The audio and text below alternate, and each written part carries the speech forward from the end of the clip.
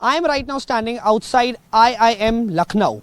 The students of this very organization go on to become leaders in big companies that shape the future of this country and also the future of the common people standing with me. The interim budget is going to be out very soon and we are going to discuss with all of them, the common people of Lucknow, of what are their expectations from the upcoming budget. I have with me a homemaker, a corporate employee, a student of IIM itself, a hotel owner and a real estate business owner. We're going to talk to each one of them. Ma'am, आपका नाम सबसे पहले?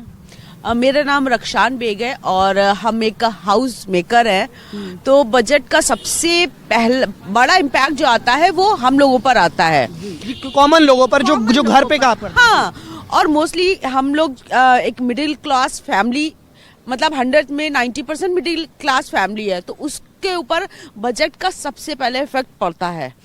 तो ये budget अगर मतलब थोड़ा भी 19-20 होता है तो हम लोगों की घर गृहस्थी एकदम हिल डुल जाती है। Saloni, I'll come straight to you. You are a student of IIM Lucknow and you know the nitty-gritties of it. So how do you think, a middle class person, a common person can benefit from the budget, from the upcoming budget? What should be their expectation? I think, sir, actually India is moving towards a huge potential of actually getting a 5 trillion economy by 2025 and our target is to reach 8 trillion.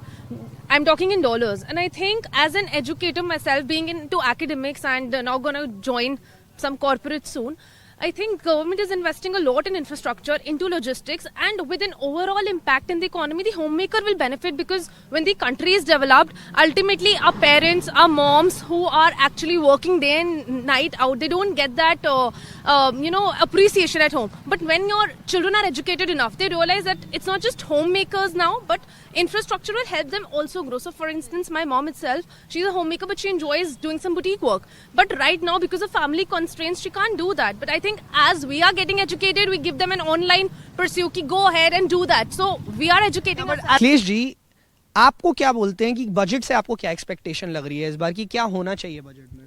देखिए, बहुत time से proposed है। Tourism industry जो है वो इस समय बहुत बढ़िया हो गई है इंडिया के लिए। पूरा वर्ल्ड देख रहा है इंडिया की तरफ फॉर टूरिज्म। अब इसमें होटल इंडस्ट्री बहुत माने रखती है। होटल इंडस्ट्री को जो बेनिफिट्स इंडस्ट्री के प्रपोज्ड हैं मिलने, अगर वो मिल जाएं तो मेरे ख्याल में बहुत सारी होटेलियर्स की समस्याएं खत्म हो जाएंगी। जैसे क्या क्या बेनिफिट्स की अगर हम बात करें? देखिए, अगर इंडस्ट्रीज का दर्जा मिल जाता है होटल को, तो हाउस टैक्स है, इलेक्ट्रिसिटी है, जो इंडस्ट्रीज के बेनिफिट हैं वो सारे मिलेंगे, इंक्लूडिंग जो नई टूरिज्म पॉलिसी में बैंक लोन्स हैं उनके रेट ऑफ इंटरेस्ट कम हो जाएंगे। मेरे ख्याल में होटल इंडस्ट्री को एक बहुत बड़ा बूस्ट मिलेगा इससे। और ये जिस तरह से हमारी इकनॉमी बढ़ रही है, उस तरह से जो होटल्स की डिमांड्स हैं इंडिया में, नए होटेलियर्स आज भी डर रहे हैं। कोविड में 2 साल इतना ख़राब होटल इंडस्ट्री का निकला है, आज भी डर रहे हैं इन्वेस्टमेंट करने से।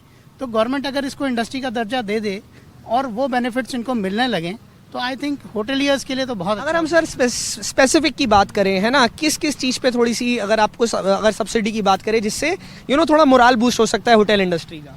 I am not talking about subsidies से कोई मतलब नहीं है। अच्छा, मैं होटल की रनिंग के लिए बात कर रहा हूँ कि जो भी टैक्सेस हैं, whether it is the house tax or you call a property tax,